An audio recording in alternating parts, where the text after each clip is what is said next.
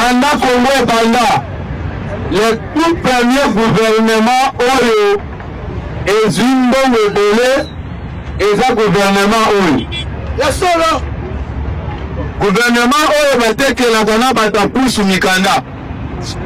Awa bateke la kabato ya pusu mikanda, bato ya bati bazoteke la bango mikanda.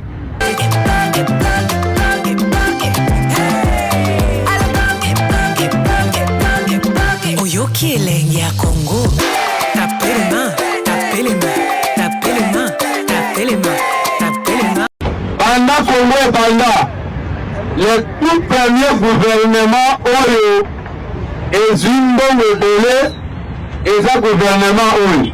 La solo gouvernement Oyo bateke la gana batapusu mikanda. Awa batekelaka bato ya pusu mikanda, bato ya bati bazotekela bango mikanda. C'est-à-dire que na bango lelo oyo nanga bien, mpona bango lelo batalaka chaque mois mituka nini bakokonsembela bamakambo na bazi na bango, e nyonso wana balobi koza bilanga na biko.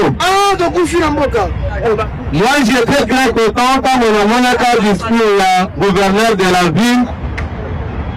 Na écouté yango deux fois, je pensais comme si à l'objet le col a toujours au vivre. Moi, en tant que gouverneur de la ville, n'a mobilisé les sous 3000 personnes pour rejoindre Bayazakou. N'a pas de ma pinga la vie sur la macasse. Moi, je pensais que nos missions allaient en Ouana, et la même naïe a mobilisé 3000 chaînes. On n'a pas qu'il attend l'armée. Mais dommage, n'a pas qui a mobilisé 3000 enfants. On n'a pas qu'à mis pour aller en moto.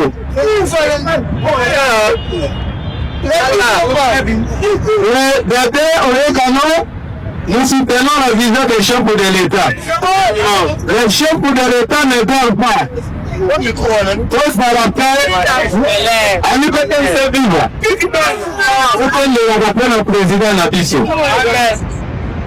Président de la République, à zone la paix, à zone AR, pour élenguer avion, certaines choses ne peuvent pas comprendre à Kayango.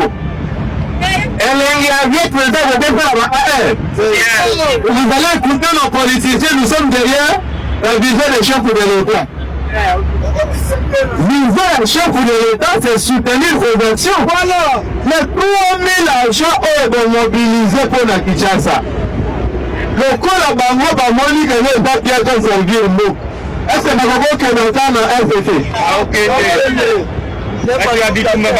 Ça va pire. Ali bedem sembuva.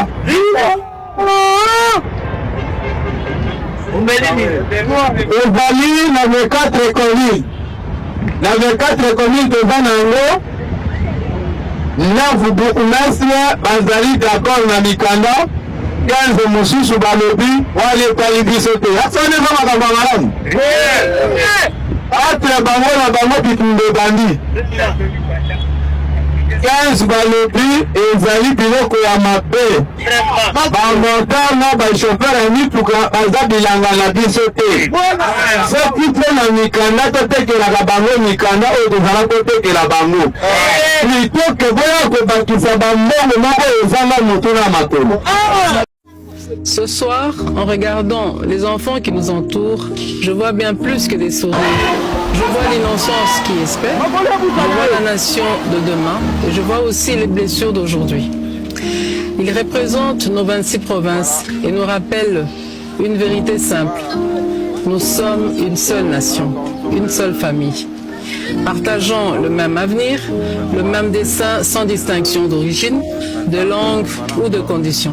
L'unité humaine, l'espérance. Et ce soir, célébrer Noël ne veut pas dire oublier l'épreuve.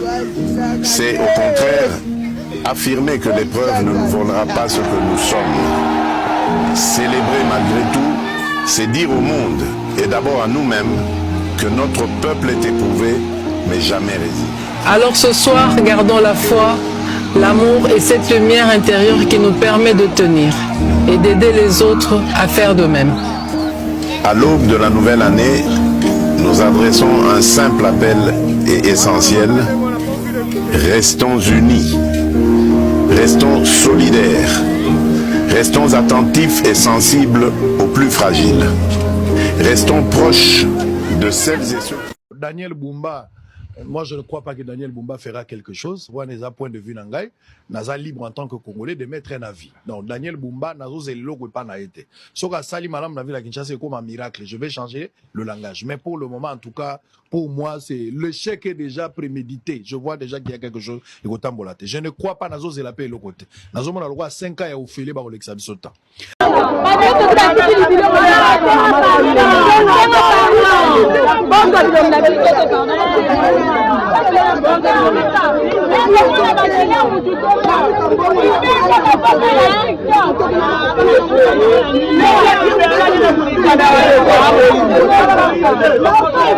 Gouverneur Nabino wana Kisasa wana o bachaye na mama Marthe pongi ya ndenge wana bandikola ngai na bandikola ngai na mona ba gouverneur me waneze ebembe hippopotame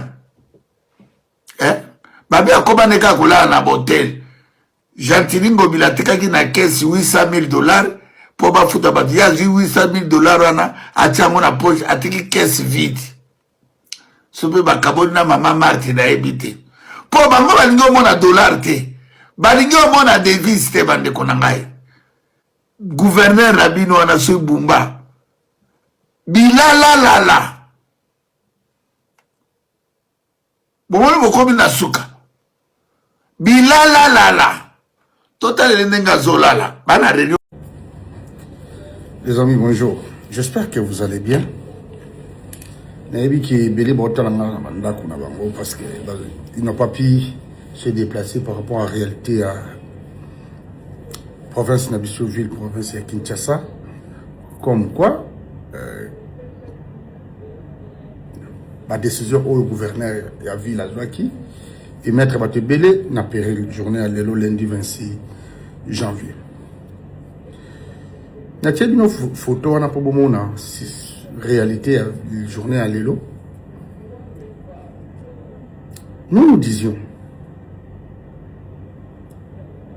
dénoncer ce qui se passe, ce n'est pas soutenir la population, il faut tarciter ou impôt na bangote. Non, non. Non, non. Ne cherchez pas à se cacher derrière quelque chose pour défendre le Koyama Bebozo Sal. Nous sommes pour que les gens puissent se conformer à la loi Mboka. Mais la manière de procéder, c'est ça le problème. Mon conjoint Kambabadou, il est censé de comprendre. Ce n'est pas seulement la population qui va comprendre, c'est aussi aux autorités parce que la population. Touti, c'est ça année. Aux Allemands, nous avons la première mois de début année. Du coup, après la fête, on voit le gouverneur sort, il vous dit, le 26, parce que c'était un mardi, donc dans 5 jours, Torotia Batnandila va présenter Bissot. Permis, assurance, vignette, contrôle technique. Pendant que dans ce pays, nous avons eu le temps, il y a mon contrôle de Salma qui a permis la vignette. Mais contrôle technique plutôt. Maintenant, si vous voulez ajouter vignette et assurance, qu'est-ce qu'on fait? On informe, on sensibilise. Achetez vos assurances, achetez vos vignettes. Nous vous accordons tel durée moratoire pour vous conformer à la loi. Exemple. Nous vous donnons 1 mois ou 2 mois.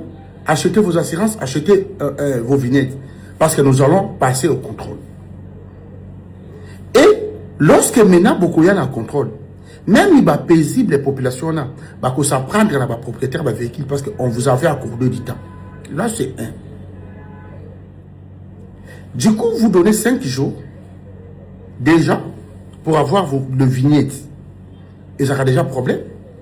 Et directement, vous y arrivez, bon, et bah, tu vas aussi dire que propriétaire a un véhicule. Parce qu'à chaque fois quand vous voulez décider, il faut voir bah, avantage ou désavantage. Vous pensez que le privé, propriétaire à véhicule, versement journalier. Mais maintenant, le paisible de la population, qu'est-ce que vous avez pris comme solution au cas où vous avez limité population civile vendéenne? Quelles sont les mesures que vous avez prises? Mesures d'accompagnement et décision de bino qui bon, tout le monde à l'époque, Kimbuta vendait au salawa, Kimbuta a transkin, hein? Kimbuta a transkin. Si vous trouvez que vous en avez posé au salawa, il a fallu beaucoup y en a mis tout cas. Oh, beaucoup. Parce que le problème dans les années, puisque vous avez un chef d'entreprise.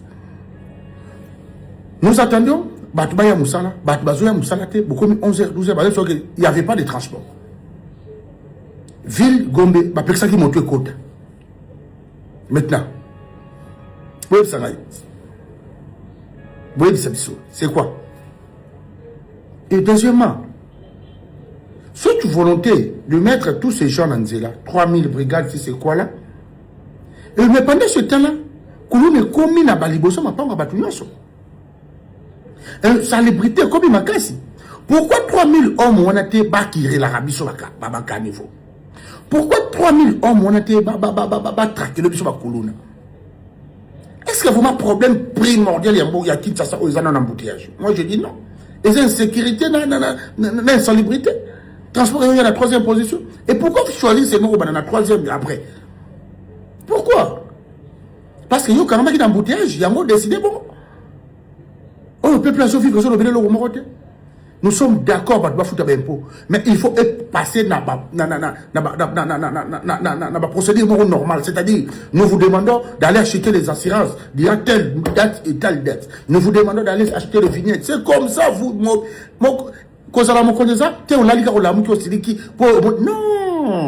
non. Ça fait mal et c'est de la honte. Même à ton école, pour babenga na bana na classe, va peut ça ravi des parents. Même na ba réseau ya ba nini pour ba ça nini, va peut ça ravi des copies. Vous imaginez ça? Ça fait honte. Et vous imaginez combien vous avez fait perdre la population n'a pas de ménagère na bango le local lelo. Ba propriétaire ba véhicule. Ba tout faut pas bima pour ba na ba lire ba bimité.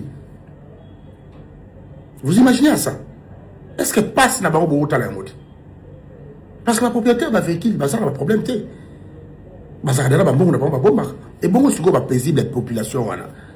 Il y a des métiers pour le transport exact. Si vous sortez les années, elle a qui pas bien, ça va déjà cahier 8h30. Tant il y a comme 10h derrière cahier barriture, va considérer absent. Dans mon colosmi, Gelobi, comme appel qu'on a pour mériter, à mériter par rapport à quoi?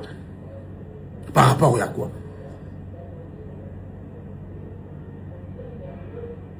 Ça fait mal. Ce n'est pas en disant que la loi est dire, mais c'est la loi. Il y a un monde de Kokotongamboka. Non, non, non, non. Non, non, non, non. Contrôle technique, tu vas savoir qu'il y a un bon wiki. Et bino va député provinciaux. Peuple congolais a zoté la bino, hein. Peuple a zoté la bino. Merci.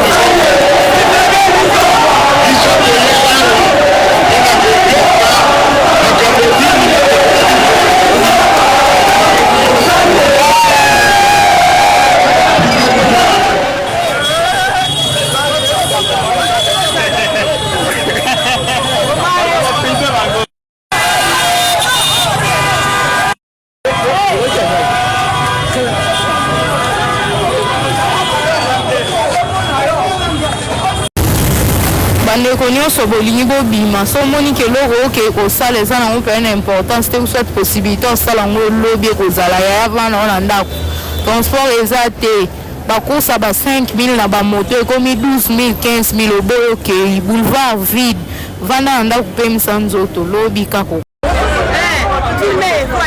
mama eyinzi biso ala meteo makambo eza ya kobeba bino mibali boza bandoki biso basi tolapaka bandoki o toolingaka mwasi ozomona o lesi zumenana mwasi oyo azalaki na mobali ne balingani première rencontre babengisi bacamarade balie poule mayo taba bakonsome biloko ya 125 000 bakimi mobali akimi bango alie bango na telefone siko basola la police mpe na musika teta bango oyo mbata baye zwanga lesi baye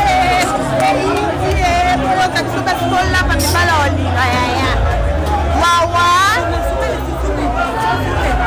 yo yaka zume fina na yuno Jessica Kei fama wela Jessica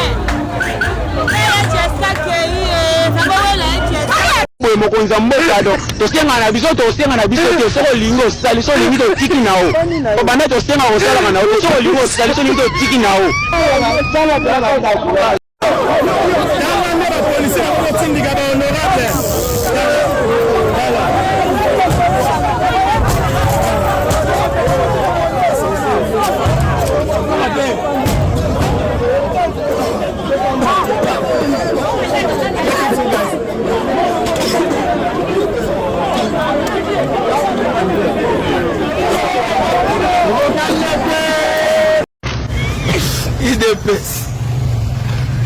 IDPS merci na bino obosali biso nde bosala biso merci kaka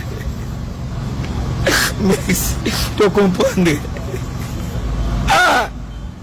IDPS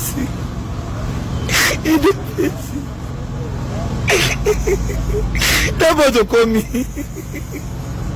merci